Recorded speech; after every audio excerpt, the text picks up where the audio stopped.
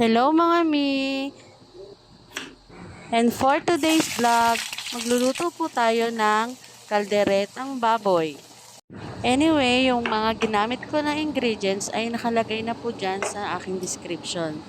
And after ko nga magprito ng patatas at carrots, ay nagisa naman ako ng bawang, sibuyas at kamatis. And then sinunod ko na yung karne ng baboy.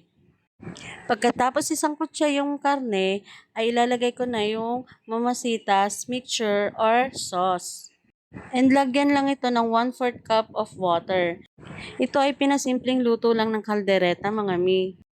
And pwede na rin po nating ilagay yung liver spread. Pagkatapos halu-haluin po natin and then pwede na po natin siyang takpan and wait until it boiled. At pwede na rin po natin itong timplahan, lagyan ng paminta at patis. Then, isunod na rin po natin yung patatas, carrots, at hotdog. Kasama na rin po ng bell pepper. Haluin at takpan, and then wait until it cook.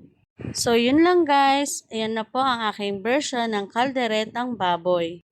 Happy eating mga mi! Thank you for watching!